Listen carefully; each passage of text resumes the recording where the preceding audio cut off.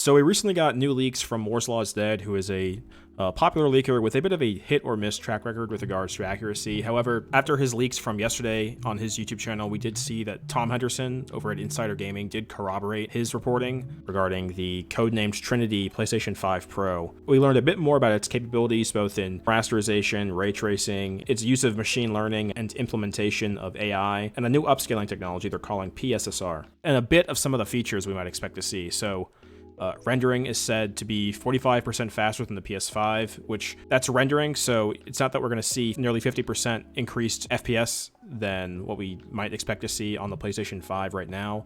Just that in GPU limited situations, games where the graphics portion of the PlayStation 5 APU is the limiting factor, you could see up to 45% increases. That also applies to the next statistic, which was 2 to 3 and sometimes 4 times the performance in ray tracing situations. Now, personally, I've never been much of a stickler for ray tracing. It's cool. I think the Quake 2 demo from back in the day, where ray tracing was added, was pretty nice, and same with the Portal RTX demo that we saw on PC last year. But for me, ray tracing is a bit superfluous. I'm fine with screen space reflections and traditional lighting implementations, but it is nice to see that they do have this increased potential. I'm sure there will be at least some games that take advantage of it that make this quite interesting.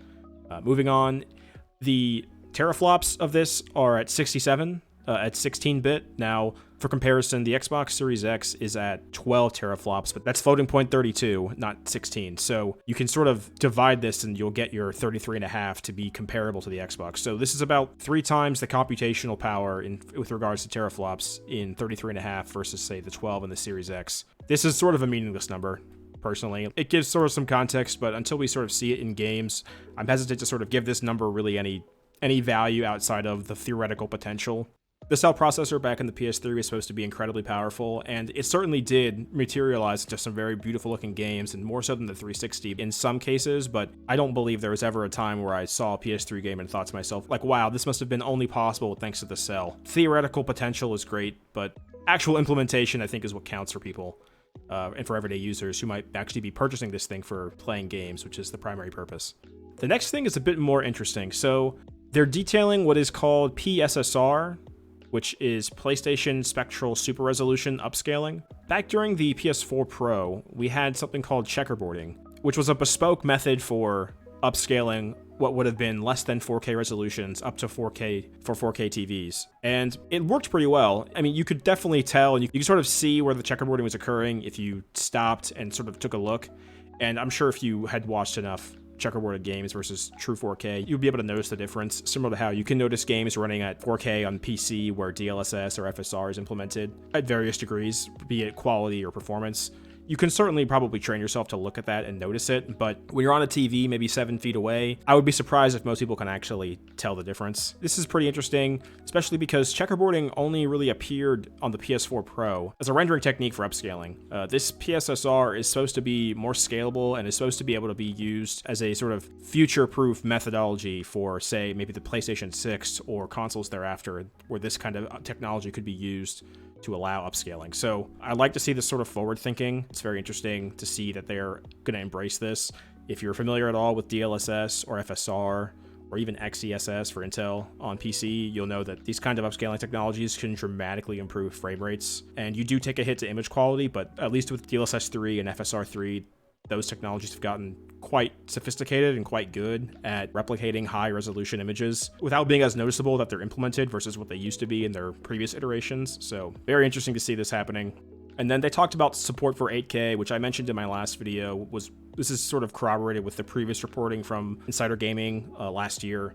I don't think 8K is going to be that impactful for this product. I don't think most people have 8K TVs. I don't think they're very cheap to buy. I don't think 8K is very interesting as far as like a feature set. It'll be nice in the future where, say, maybe in 6 years or 5 years where 8K TVs are as sort of proliferated as 4K TVs are now, that this kind of thing will be available. But as far as the here and now, I don't expect any game to really run at 8K unless it's something like maybe a Castlevania re-release or some kind of 2D game. I could see 8K being interesting. Sort of, an 8K image super sampled on a 4K TV could be quite enjoyable to look at, but not expecting many developers to take advantage of that. And then the reporting does mention an AI accelerator. Now, I don't know exactly what they're anticipating using AI with. There's not really many details on that. Tom Henderson did respond regarding the AI aspect of this device, that the AI stuff is exciting and that developers had said to him that they are working on some controversial stuff related to that. No idea what that means exactly, but I'm sure we'll find out in due time.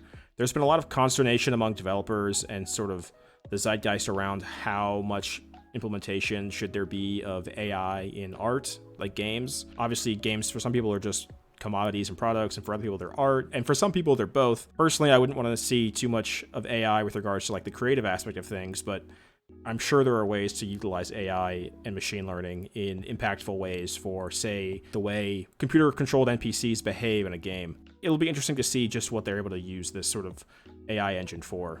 It's still being reported that it's slated for this fall. I don't know if it's just because of all the numbers flying around, but this is starting to seem less and less like a device that is going to cost anything less than $600. And actually, I wouldn't be surprised if maybe it's now $700, just considering how expensive it must be to develop this kind of mid-gen refresh with this much technology and this much power behind it. I don't know how well that's going to go. You would expect that a purchaser of this device is going to be one of your most dedicated and one of your most enthusiast-grade consumers, so there's probably a lot of wiggle room they have on how much they can charge for something like this, and I'm sure Sony will probably take a loss on it regardless, unless they're charging maybe $800 plus for the device. I think I would buy one at maybe $600 or $700. PlayStation is my main platform at the moment. It's hard to say based on the limited information we have about what the feature set will be. Tom did mention in one of his other tweets regarding this that it seems like there's not going to be very much first-party output later this year, so you do have to wonder just how well it's going to go over if they're trying to launch this device with, say, no first-party titles and only, say, partner third-party titles that take advantage of the AI accelerator inside the device, along with the increased computational uplift from this device. So still very interesting. Really excited to see what this ends up being. Really curious to see how they're going to unveil the device. I don't think they're going to wait till the showcase. I would imagine they're going to do their own standalone event. I know last time we got a full presentation with Mark Cerny detailing a lot of the different details around this console, so I'm sure we'll learn more at a standalone event later this year, hopefully before the showcase, but I'm not holding my breath. That's going to do it for me, guys. Thanks again for watching, and I'll see you in the next one.